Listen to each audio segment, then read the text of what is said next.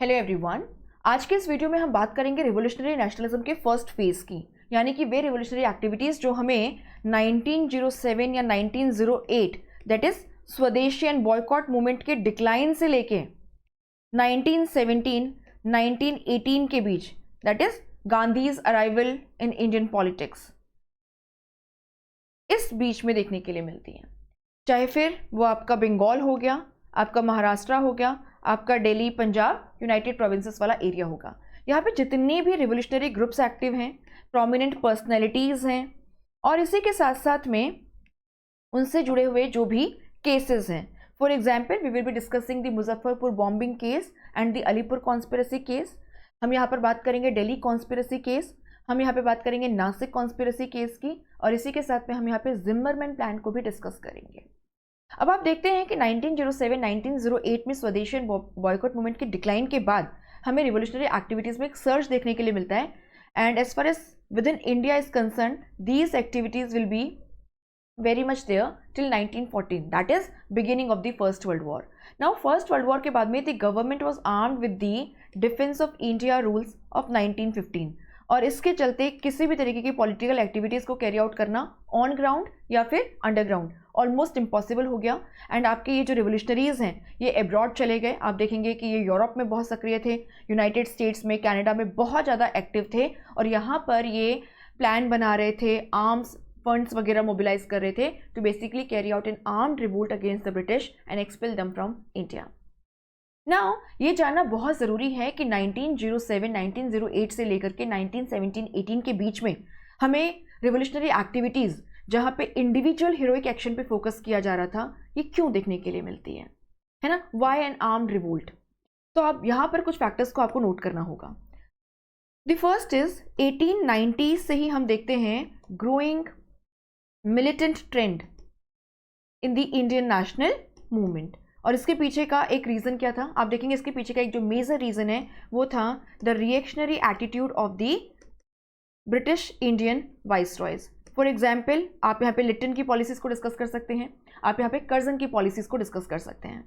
उसके बाद आप यहाँ पे देखेंगे कि इसी के साथ साथ में the moderates had failed to achieve anything significant using their 3P strategy.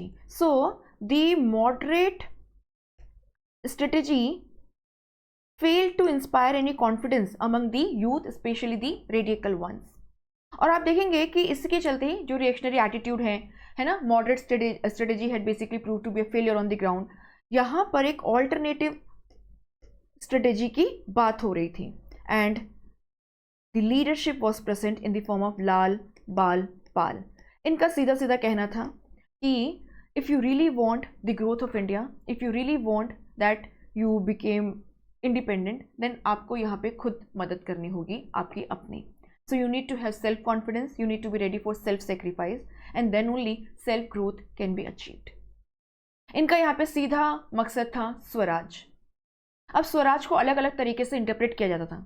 कुछ लोग स्वराज को कंप्लीट इंडिपेंडेंस मानते थे, तो कुछ डोमिनियन स्टेटस। लेकिन हमें ध्यान रखना है एग्जाम पर्पज से स्वराज मीन्स डोमिनियन स्टेटस, यानी कि इंडिया का जो गवर्नेंस सिस्टम है, एडमिनिस्ट्रेशन है, वो इंडियंस के हाथ में होगा, but yes we will be part of the British empire and the British crown will be sovereign in case of India. So 1890 से ही ग्रोइंग मिलिटेंट ट्रेंड है ये।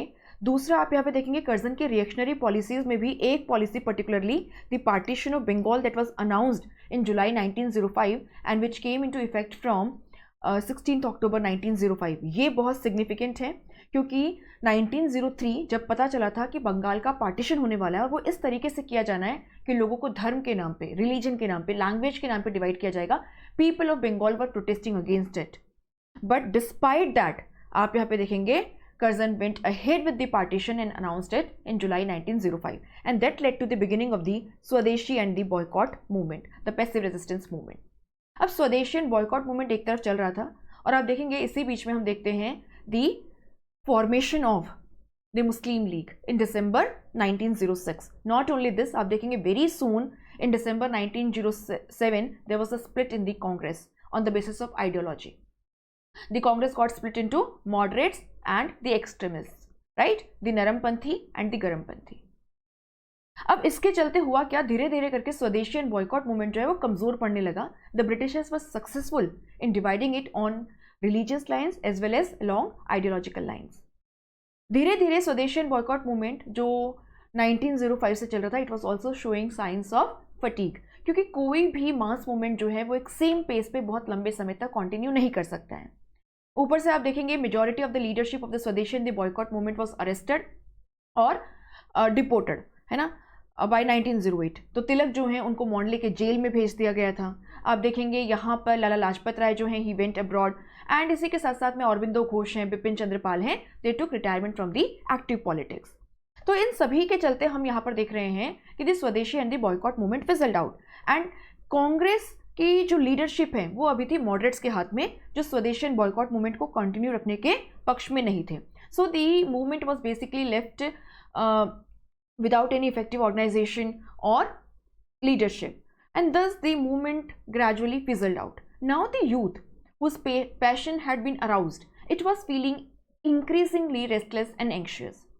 आपने उनको उत्तेजित तो कर दिया, बट उनकी एनर्जी को आप सही तरीके से टैप नहीं कर पाए. And now the youth was feeling directionless. और ऐसे में कई सारे हमारे जो यंगस्टर्स हैं, they join the secret societies and they started planning armed activities against the British to expel the British from India. लेकिन आपको यहाँ पर ध्यान रखना है, they were not planning active role of the masses in their armed struggle. It was based on individual heroic action as far as the first phase of the revolutionary nationalism is concerned, because they had taken inspiration from the Russian nihilists. इसको आपको यहाँ पे ध्यान रखना है.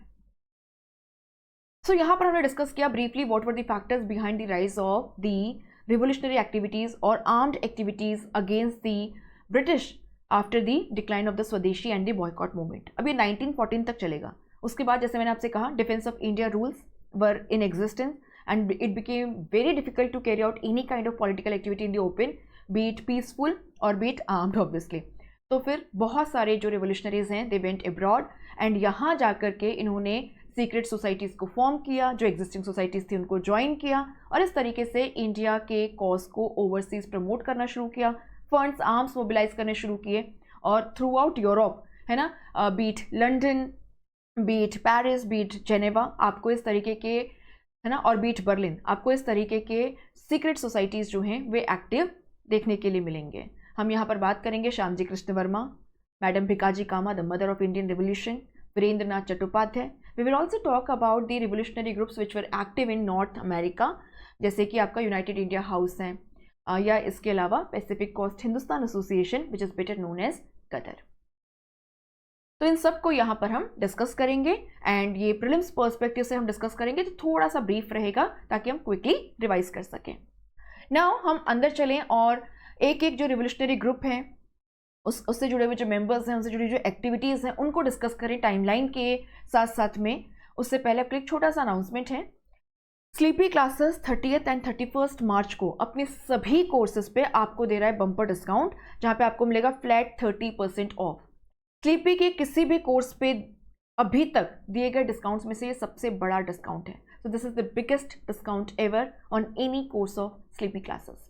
आपको बस यहाँ पर कूपन कोड यूज़ करना है, year starts, and you will easily get this discount, be it your rapid revision course, be it your prelims crash course, or be it any other course. So आज last date है, take full advantage of this and अपने preparation को एक boost दीजिए, अच्छे से streamline तरीके से प्रिपेयर कीजिए. बाकी अगर कोई भी डाउट है तो यहाँ पे टोल फ्री नंबर लिखा हुआ है, ईमेल आईडी लिखी है, आप इससे टीम को कांटेक्ट कर सकते हैं. चलिए, so we will discuss the first phase of the revolutionary activities and we'll start with the revolutionary groups which were active in Bengal, the important personalities and the cases they were associated with.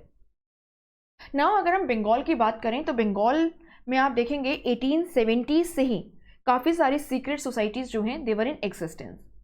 लेकिन आप देखेंगे कि बहुत लंबे समय तक, अगर हम बात करें यहाँ पर 1902 तक, they were merely involved in giving physical training, moral training to their members. यानी कि किसी भी आर्म्ड एक्टिविटी में अभी तक ये इन्वॉल्व नहीं हुए थे. सो 1870 से ही secret societies were in existence in and around Calcutta.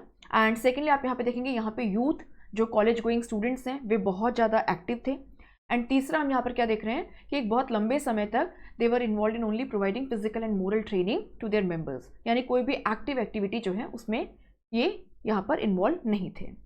लेकिन उसके बाद आप देखते हैं कि 1902 के आसपास आपको कई सारे रिवोल्यूशनरी ग्रुप्स देखने के लिए मिलेंगे इन मिदनापुर एंड कैलकाटा, जिसमें एक ग्रुप था अनुशीलन समिति, जिसकी फाउंडेशन 1902 में कैलकाटा में प्रमोथा मित्र के द्वारा रखी गई। और इसके जो अदर मेंबर्स हैं उसमें आपको ध्यान रखना है जतीन्द्रनाथ बनर्जी या बाघा जतिन, बरिंद्र कुमार घोष, औरबिंदो घोष, प्रफुल्ल चाकी, खुदीराम बोस, ये कुछ इंपॉर्टेंट मेंबर्स हैं। अनुशीलन समिति की जो ढाका ब्रांच है उसको पुलिन दास चलाएंगे, तो ये भी आप चाहें तो नोट कर सकते हैं, the Dhaka branch under Pulin Das. तो इस तरीके से एक रिवोल्यूशनरी ग्रुप की फाउंडेशन को रखा गया 1902 में, अनुशीलन समिति। अब अनुशीलन समिति जो है इसके द्वारा युगांतर, ये जो वीकली जर्नल है, इसको पब्लिश किया जाता था बिगिनिंग विद 1906। और आप देखेंगे कि अनुशीलन समिति में ही जो रेडिकल ग्रुप है, it started organising itself into a close net group and named itself as the Jugantar group. अब यहाँ पे आपको बहुत अच्छे से पता है कि क्या सिनेरियो है जब हम 1906 की बात कर रहे हैं। Partition of Bengal was announced and it came into effect. The Swadeshi and the boycott movement was ongoing, and so the nationalist sentiments were at the peak. और इस समय रिवोल्यूशनरी ग्रुप्स जो हैं दे आर देयर, ये हम यहाँ पे note कर रहे हैं। और आप यहाँ पे देखेंगे कि इस समय के जो न्यूज़पेपर हैं जैसे कि युगांतर है, संध्या है, they were basically focusing on revolutionary activities, they were advocating revolutionary violence to expel the British from India using force. अब जब धीरे धीरे Swadeshi and boycott movement fatigue के साइंस शो करने लगा, it started weakening and it became very difficult to carry out any political activity because of the brutal suppression and repression of the police. आप देखेंगे these secret societies became active and they started carrying out assassinations of unpopular officials, the sadistic officials. The purpose was what? The purpose was to inspire the people, to drive out the fear from the minds of the Indian people and strike fear at the hearts of the rulers, and thus burst the myth of British invincibility, कि Britishers जो है उनको कोई हरा नहीं सकता। इस myth को बेसिकली बर्स्ट करना था, लोगों को कॉन्फिडेंस देना था और वहीं पे ऑफिशियल्स को डरा के रखना था। नाउ अनुशीलन समिति और इसके युगांतर ग्रुप की अगर हम बात करें तो आप देखेंगे they were involve in several activities before they came into prominence और got the limelight.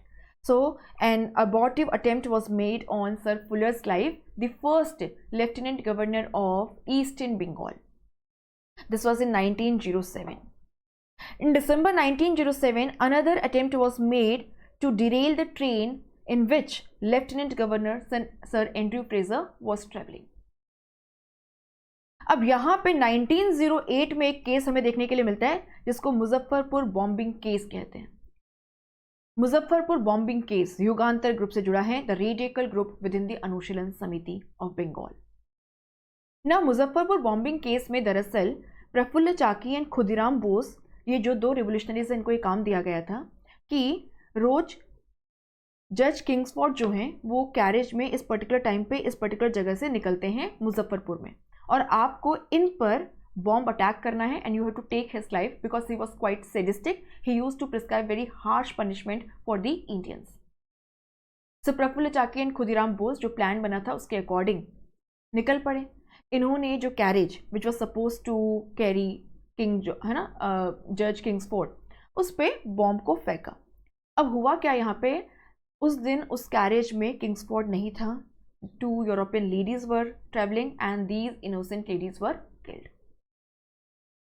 Praful Chaki जो हैं he shot himself dead there itself. Khudiram Bose जो हैं उन्होंने ट्रायल फेस किया and then he was awarded capital punishment, he was hanged to death.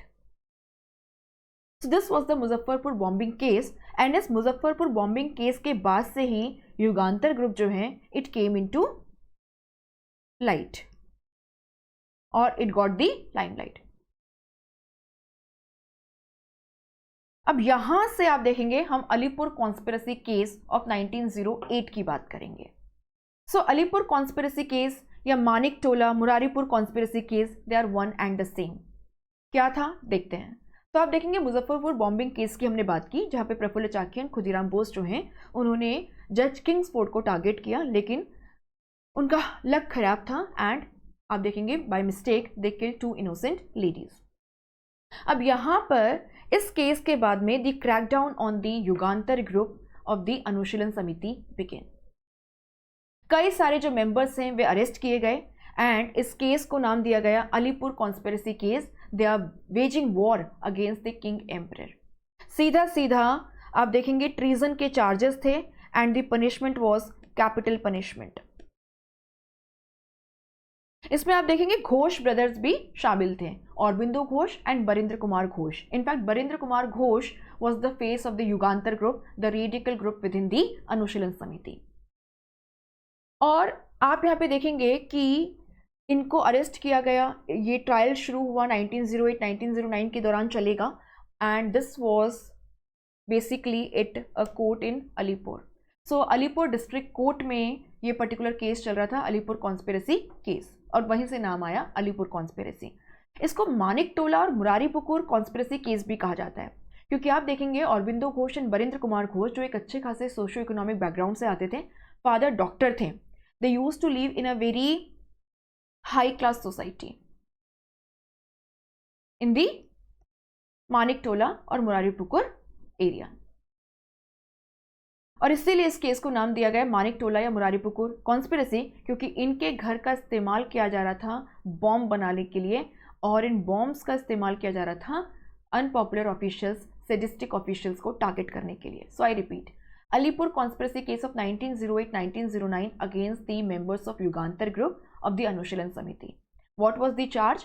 Waging war against the king emperor. Treason का charge है, सीधा capital punishment. Ghosh brothers भी इसमें arrest किए गए थे, और हम यहाँ पर देखेंगे क्योंकि बॉम्ब बनाने का जो काम है वो इनके ही घर में होता था जो मुरारीपुकुर एरिया में था, इसीलिए इसको हम मुरारीपुकुर या मानिक टोला केस भी कहते हैं। एंड क्योंकि एक हाई क्लास सोसाइटी में लोकेटेड था इनका घर, तो इस पे थोड़ी नज़र जानी मुश्किल थी, है ना, सस्पिशन के दायरे से बाहर रहता था। अब ट्रायल चला और आप देखेंगे औरबिंदो घोष का जो केस है वो चितरंजन दास, ये जो नेशनलिस्ट लीडर हैं, इनके द्वारा लड़ा गया and Aurobindo Ghosh was acquitted of all the charges which were framed against him. लेकिन उनके भाई बरिंद्र कुमार घोष जो हैं उनको and Ullaskar Dutt, they were basically sentenced to death. Then this was later on commuted to life imprisonment. So 1908-1909 का अलीपुर कॉन्स्पिरेसी केस या मानिक टोला मुरारीपुकुर conspiracy case आपको ध्यान रखना है। इसके बाद भी आप देखोगे कि कई सारे असोसिएशंस जो हैं वो आपको देखने के लिए मिलेंगे बाय द मेंबर्स ऑफ अनुशीलन समिति और द युगांतर ग्रुप। अब यहाँ पर आपको एक और बात थोड़ी सी नोट करनी है। जैसे मैंने आपसे कहा कि अनुशीलन समिति की जो ब्रांच ईस्ट में थी ढाका में, उसको लीड कर रहे थे पुलिन दास। इनके द्वारा 1908 में ही 12 डेकॉइटी को प्लान किया गया था। प्लान था कि यहाँ पर फंड्स जो हैं उनको लूटा जाए और इसको यूज़ किया जाए आर्म्ड एक्टिविटीज़ को, रिवोल्यूशनरी एक्टिविटीज़ को फंड करने के लिए। तो ये आपको थोड़ा सा ध्यान रखना है। सो अनुशीलन समिति कैलकाटा 1902, द फाउंडर इज प्रमाथा मित्र और प्रमोता मित्र। इसके अलावा जतेंद्रनाथ बनर्जी या बाघा जतिन, बरिंद्र कुमार घोष, औरबिंदो घोष, पुलिन दास, प्रफुल्ल चाकी, खुदीराम बोस, ये सब पर्सनैलिटीज जो हैं वे इसी ग्रुप से एसोसिएटेड हैं। अनुशीलन समिति के विधिन आप देखते हैं Jugantar group was formed by the radical group and the radical members, the militant members. And इसमें आप देखेंगे बरिंद्र कुमार घोष हैं, भूपेंद्र नाथ दत्ता हैं, they are the prominent face, including Bagha Jatin. हमने यहाँ पे मुजफ्फरपुर बॉम्बिंग केस की बात की और इसी के साथ साथ में हमने अलीपुर कॉन्स्पिरेसी केस की भी बात की। सो मुजफ्फरपुर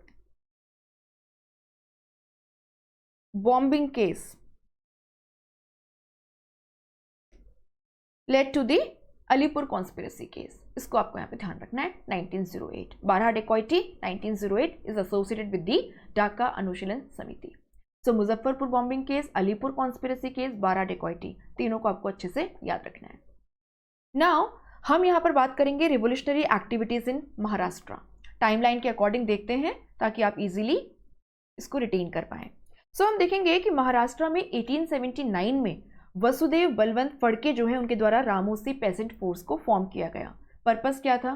पर्पस था यहां पर एक आर्म्ड रिवोल्ट के वाया ब्रिटिशर्स को एक्सपेल करना, to expel the British via an armed revolt. Plan बनाया गया कि जितनी भी कम्युनिकेशन लाइन से उनको हम डिस्टर्ब करेंगे, एक आर्म्ड रिवोल्ट को कैरी आउट करेंगे एंड ब्रिटिश को एक्सपेल करेंगे। लेकिन this was brutally suppressed. This was earliest of the efforts as far as the revolutionary activities is concerned और armed activities against the British is concerned. उसके बाद आप देखेंगे 1890 से बाल गंगाधर तिलक जो हैं, he was actively involve in promoting militant nationalism as far as Maharashtra is concerned via the Shivaji and the Ganpati festivals. Not only this, आप देखेंगे कि बाल गंगाधर तिलक जो बेसिकली मिलिटेंट नेशनलिज्म का फेस थे, एक्सट्रीमिस्ट नेशनलिज्म का फेस थे, along with the others Bipin Chandra Pal and Lala Lajpat Rai, है ना, लाल बाल पाल। आप देखेंगे कि उनके द्वारा न केवल फेस्टिवल्स का इस्तेमाल किया गया बट उनके जो न्यूज़पेपर्स हैं केसरी एंड मराठा, उनके वाया भी वे रिवोल्यूशनरी एक्टिविटीज को प्रमोट करते थे एंड इस तरीके के मिलिटेंट ट्रेंड को बढ़ावा देते थे। Kesari was in Marathi and Maratha was in English, इसको ध्यान रखना। नाउ मराठी में जो केसरी न्यूज़पेपर है उसमें उन्होंने एक लेख लिखा जिसमें उन्होंने बताया कि किस तरीके से छत्रपति शिवाजी महाराज जो हैं उन्होंने अफजल खान को मारा था। और इससे इंस्पायर होकर आप देखेंगे कि जो छापेकर ब्रदर्स हैं, they assassinated 2 unpopular officials, the Poona plague commissioner Rand and lieutenant Aires.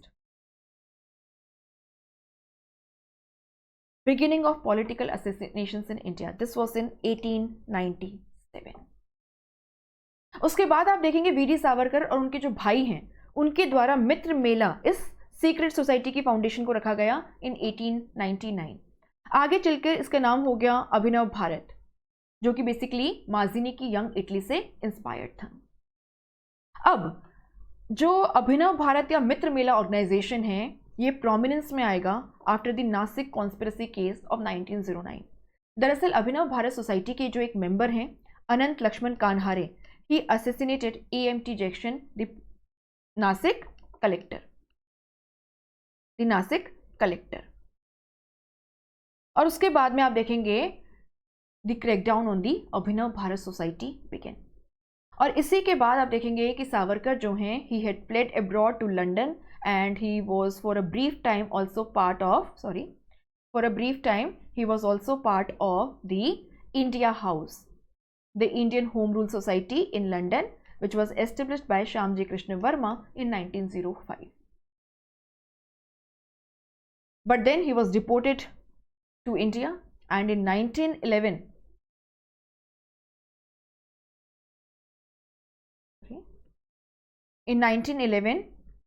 he was convicted in the Nasik conspiracy case, the main brain behind the Nasik conspiracy case, ये charges थे उन पे, and he was transported to cellular jail, है ना, cellular jail in Andaman.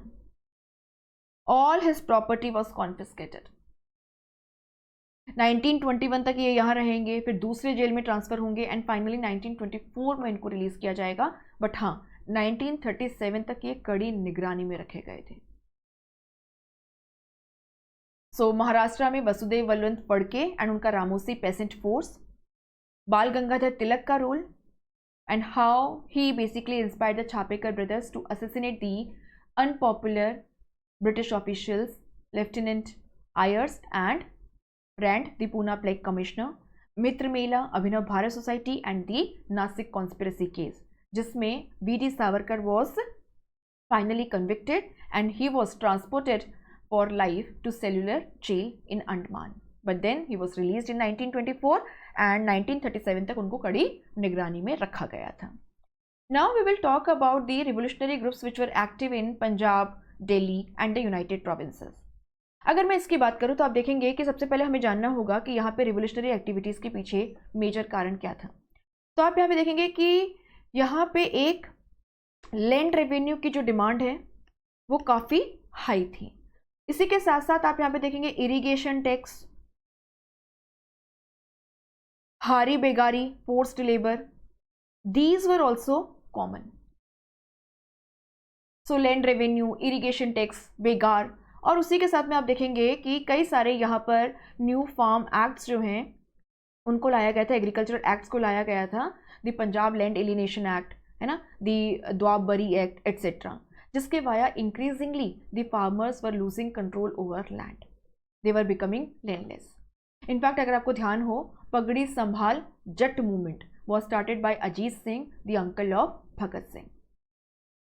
पगड़ी संभाल, पगड़ी is basically synonym of dignity, Prestige, और एक किसान के लिए आप देखोगे उसकी ज़मीन जो है उसका प्रेस्टीज का सवाल होता है, उसकी इज्जत का सवाल होता है, उसका सब कुछ होता है, and he was losing that. So the Pagdi Sambhal Jatt movement was basically launched by Ajit Singh, and इनमें आपको इसमें आप देखेंगे लाला लाजपत राय जो, उनका भी काफ़ी सपोर्ट रहा। It was to protest against the exploitative farm laws which were passed by the British, and along with there were other factors like high revenue demand, irrigation tax, begar, etc. And the conditions were quite exploitative in Punjab, Delhi, etc. लाला लाजपत राय जो हैं वे Punjabi journal के via militant ideas को promote करते थे। भगत सिंह के जो uncle हैं अजीत सिंह, उनके द्वारा अंजुमान ए मुहिबान ए वतन, इस सोसाइटी को फॉर्म किया गया था, एक secret society, the society of the nation lovers. And इसी के साथ में ये भारत माता जर्नल जो है उसके वाया भी रिवोल्यूशनरी एक्टिविटीज को प्रमोट किया करते थे। नाउ यहां पर हम डिस्कस करेंगे Delhi conspiracy case of 1912, Delhi conspiracy case of 1912 और the Hardinge bombing case of 1912। दरअसल आपको ये बात पता होगा कि 16 अक्टूबर, अभी मैंने आपको बताया भी वैसे, 16 अक्टूबर 1905 को partition of Bengal came into effect, partition of Bengal came into effect, right, and it lasted till 1911।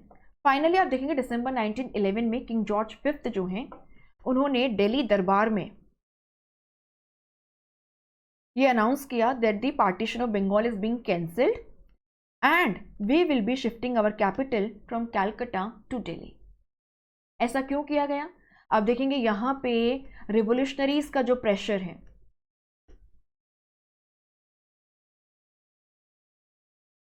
उसके चलते, सो जो रिवोल्यूशनरी नेशनलिस्ट हैं उनका जो प्रेशर है उसके चलते the partition of Bengal was cancelled in December 1911, and now the new capital was Delhi. Why the capital was shifted to Delhi? The reason was Delhi had been associated with the Muslim glory. Delhi Sultanate Mughals के समय में काफ़ी समय तक आप देखोगे Delhi was the capital. So this was basically an appeasement policy of the British government towards the Muslims. क्योंकि जब पार्टीशन किया गया था 1905 में तो उनसे कहा गया था कि this is for their good, क्योंकि ईस्टर्न बंगाल में मुस्लिम्स मेजॉरिटी में होंगे, उनके अपने लीडर्स होंगे, उनकी भाषा वहाँ पे डोमिनेट होगी, सो ये सब उनके हित के लिए किया जा रहा है, उनके इंटरेस्ट में किया जा रहा है। अब पार्टीशन को कैंसिल किया गया, so the Muslim community was very angry, the Muslim leaders were very angry. उनको पैसिफाई करने के लिए, उनको अपीज करने के लिए the capital was shifted from Calcutta to Delhi because Delhi had been associated with the imperial glory. Secondly इसका एक और रीजन ये बताया जाता है कि Calcutta had become the nerve centre of Indian national movement and it was increasingly becoming difficult for the British to rule from Calcutta, so they shifted to Delhi and इससे Muslims को भी अपीज कर पाएंगे। नाउ दिसंबर 1912 की बात है, to be more precise 23rd December 1912, Harding II was the viceroy and viceroy का convoy जो है वो चांदनी चौक के गलियों से दिल्ली में एंटर कर रहा था। ना इस समय राजबिहारी बोस एंड सचिन सन्याल इनके द्वारा हार्डिंग के कॉन्वॉय पे बॉम्ब अटैक किया गया। हार्डिंग वॉज इंजर्ड बट आप देखेंगे कि he survived and this case is known as Hardinge bombing case और later on as the Delhi conspiracy case of 1912। यहाँ पे जो रिवोल्यूशनरीज हैं उन पे क्रैकडाउन स्टार्ट हुआ और आप देखेंगे कि इन्वेस्टिगेशंस एंड ट्रायल्स के बाद में बसंत कुमार विश्वास, अमीर चंद, भाई बाल Mukund and Awadh Bihari, they were convicted and they were executed for their roles in the Harding bombing case or the Delhi conspiracy case of 1912. Sachin Sanyal यहाँ से बच निकले थे और आप देखेंगे उसके बाद में काकोरी कॉन्स्पिरेसी केस में पकड़े जाएंगे। He was one of the founding members of the Hindustan Republican association, जिसकी फाउंडेशन 1924 में कानपुर में रखी गई एंड काकोरी कॉन्स्पिरेसी केस में इन्हें काला पानी की सजा दी गई थी। As far as Raj Bihari Bose is concerned, आप देखेंगे राज बिहारी बोस यहाँ से भेष बदल करके निकल गए थे और उसके बाद हमें इनके बारे में सुनने के लिए मिलता है 1915 में। दरअसल 1915 तक आते आते आपको बात अच्छे से पता है कि the first world war had started and Komagata Maru ship incident हो चुका था। नॉर्थ अमेरिका में बैठे हुए गदराइट्स जो हैं वे कोमागट्टा मारू शिप इंसिडेंट का बदला लेना चाहते थे, रिवेंज लेना चाहते थे। और वहीं पे आप देखेंगे कि Berlin committee for Indian independence, जिसकी फाउंडेशन वीरेंद्र नाथ चट्टोपाध्याय के द्वारा रखी गई थी, भूपेंद्र नाथ दत्त एटसेट्रा के द्वारा बर्लिन में, they were also planning along with the German office to basically mobilise funds, arms and to carry out an armed revolt against the British and expel them from India. तो एक तरफ Berlin committee for Indian independence and German foreign office के बीच में dealing चल रही थी, the Ghadarites were involve and the revolutionaries in India were contacted. यहाँ पे आप देखेंगे जतेंद्र नाथ चटर्जी या बाघा जतिन, उनको कॉन्टैक्ट किया गया जो युगांतर ग्रुप के मेंबर थे, और साथ ही साथ में राज बिहारी बोस को। और प्लान ये था कि हमें डिफरेंट पार्ट्स में आर्म्ड म्यूटिनी को शेप देना है, एक आर्म्ड रिवोल्ट को कैरी आउट करना है to expel the British. Date fix की गई थी 21 Feb 1915, but the plan was leaked because of treachery. Raj Bihari Bose इसके बाद यहाँ से भाग निकले और आप देखेंगे कि वे जापान पहुंचे। He became naturalised citizen of Japan and later on we will hear about him during the Second World War. 1942 में वो Indian Independence League of Japan की फाउंडेशन को रखेंगे, जिसने आईएनए के फाउंडेशन में एक फंडामेंटल रोल प्ले किया। और इस तरीके से आप देखेंगे राज बिहारी बोस का इंडियन नेशनल आर्मी के फॉर्मेशन में एक फंडामेंटल रोल रहा था। जब तक सुभाष चंद्र बोस नहीं आए तब तक Indian Independence league and INA के प्रेसिडेंट राज बिहारी बोस थे। दो आईएनए का चार्ज कैप्टन मोहन सिंह के पास था, but then he was arrested in he was arrested. अब यहां पर आप क्या देखोगे, पिक्चर में सुभाष चंद्र बोस आएंगे and then he was given the charge of Indian Independence League of Japan along with INA because the Japanese authorities wanted so. तो जुलाई 1943 से सुभाष चंद्र बोस INA को संभालेंगे और आप देखेंगे प्रोविजनल गवर्नमेंट की फाउंडेशन को रखा जाएगा, जिसके पहले हेडक्वार्टर सिंगापुर में होंगे and later on they were shifted to Rangoon in Burma और म्यांमार। तो ये पूरा जो है ये आपको यहाँ पर ध्यान रखना है। इस टाइप के कई सारे क्वेश्चंस जो हैं वो देखने के लिए मिले। मैं क्वेश्चंस को पिनअप कर दूंगी कमेंट सेक्शन में। Please try to answer the questions on the basis of discussion that we have carried so far. और ये क्वेश्चंस PYQs हैं तो इनको बिल्कुल मिस नहीं करना है। नाउ आप देखेंगे 1914 से लेकर के 1917 के बीच में अगर हम देखें तो रिवोल्यूशनरी ग्रुप्स जो हैं या रिवोल्यूशनरीज जो हैं दे वर एक्टिव एब्रॉड। तो हम यहां पर बात करेंगे रिवोल्यूशनरी एक्टिविटीज जो एब्रॉड हमें देखने के लिए मिलती हैं। लेकिन ऐसा नहीं है कि 1914 के बाद से ही यहाँ पे सीक्रेट सोसाइटीज या रिवोल्यूशनरी ग्रुप्स की फाउंडेशन को रखा गया। अगर आप यहाँ पे देखें तो 1905 में लंदन में श्यामजी कृष्ण वर्मा जो हैं उनके द्वारा Indian home rule society India house की फाउंडेशन को रखा गया और इनके द्वारा इंडियन होम रूल के कॉज को प्रमोट करने के लिए, रिवोल्यूशनरी कॉज को प्रमोट करने के लिए द इंडियन सोशोलॉजिस्ट इस जर्नल को भी पब्लिश किया जाता था। आगे चल के आप देखेंगे कि इंडिया हाउस को एक ब्रीफ पीरियड के लिए लाला हरदयाल जो हैं उन्होंने भी ज्वाइन किया। इसे वीर सावरकर जो हैं उन्होंने भी ज्वाइन किया। इस ग्रुप के मदन लाल धिंगरा जो हैं उनके द्वारा एक बहुत ही अनपॉपुलर ब्रिटिश ऑफिशियल कर्जन वाइली को असैसिनेट कर दिया गया था लंदन में इन 1909, for which he was given capital punishment. ना इधर मैडम भिकाजी कामा जो न्यूज में भी रही, क्योंकि आप देखेंगे इस साल का जो रिपब्लिक डे का टेबलो है गुजरात का, है ना, सो इस साल रिपब्लिक डे की परेड में गुजरात की जो झांकी है उसमें हमें मैडम भिकाजी कामा देखने के लिए मिली, जिन्हें हम कहते हैं mother of Indian revolution. Madam Bhikaji Cama जो कि एक अच्छे खासे पारसी परिवार से आती थी, वे सोशल सर्विसेज में बहुत लंबे समय से एक्टिव थी एंड 1890s में जो रेडिकल ट्रेंड है इंडियन नेशनल मूवमेंट में, मिलिटेंट ट्रेंड है, उससे बहुत ज़्यादा इम्प्रेस्ड। आप देखेंगे कि 1896 के प्लेग में, उसके बाद जो आपको फेमाइन देखने के लिए मिला बॉम्बे में, उसमें इन्होंने बहुत ही सेल्फलेस तरीके से सर्विस प्रोवाइड की, जिसके लिए आज तक इनको जाना जाता है ना, सराहा जाता है, तारीफ की जाती है। मैडम भिकाजी कामा जो हैं ये 1902 में लंदन गई और आप देखेंगे कि यहाँ पर इनकी मुलाकात हुई श्यामजी कृष्ण वर्मा से, दादा भाई नौरोजी से। आगे चलकर इनको पेरिस ट्रांसफ़र कर दिया गया और कुछ समय इन्होंने जेनेवा में भी बिताया। जब ये पेरिस में थे तब इन्होंने यहाँ पर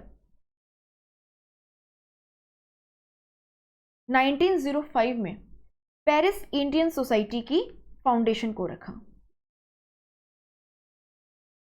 it had basically taken inspiration from the India house which was earlier established by Shyamji Krishna Verma in London. तो श्यामजी कृष्ण वर्मा से मिल चुकी थी, काफ़ी इंप्रेस थी उनसे, उनके कॉन्टैक्ट में भी थी। अब उन्होंने जब इंडिया हाउस की फाउंडेशन को रखा, मैडम भिकाजी कामा जो है उन्होंने भी पेरिस इंडियन सोसाइटी की फाउंडेशन को रखा सिमिलर लाइंस पे।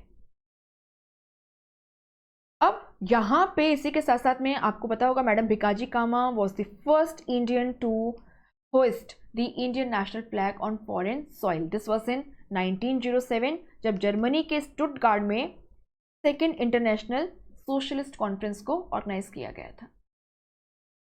इनके द्वारा रिवोल्यूशनरी जर्नल्स जो हैं एंड न्यूज़पेपर उनको भी पब्लिश किया गया, जैसे कि वंदे मातरम।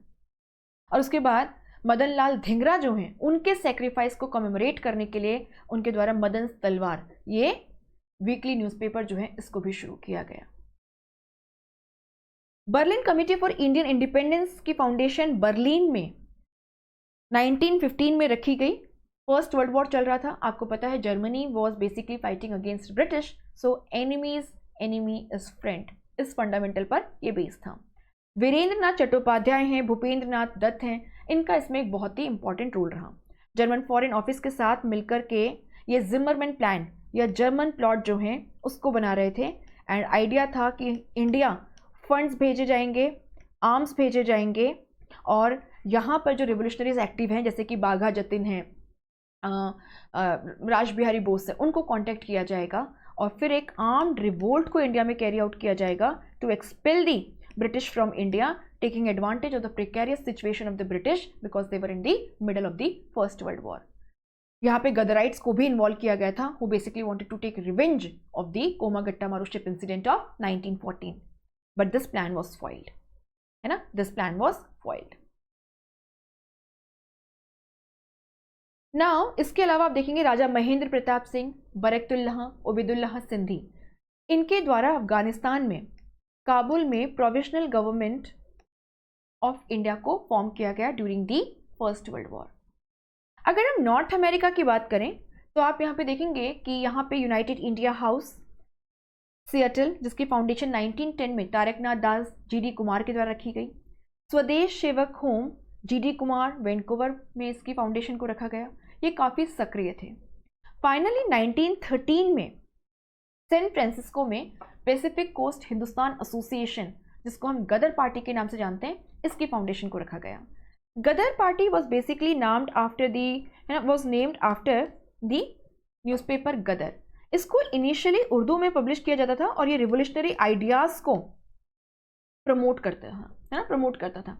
एंड बाकी आगे चल के आप देखेंगे इसको कई सारी जो लैंग्वेजेस हैं उनमें पब्लिश किया जाने लगा ताकि ज़्यादा से ज़्यादा लोगों तक, है ना, ज़्यादा से ज़्यादा जो इंडियन लोग हैं वहाँ पे उन तक रिवोल्यूशनरी आइडियाज़ को स्प्रेड किया जा सके।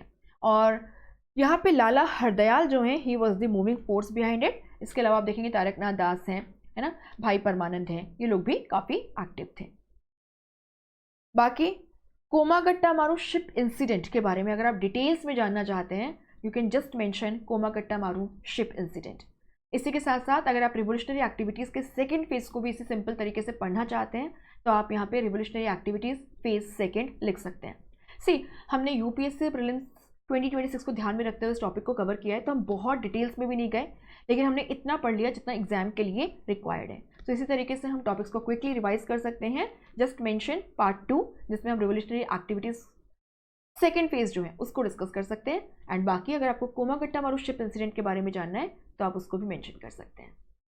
बाकी हम कंक्लूड करें उससे पहले एक हम्बल रिमाइंडर, आज 31 मार्च है एंड आज एंड ऑफ डे तक आपको मिल रहा है स्लीपी के सभी कोर्सेज पे flat 30% off on using the code year starts.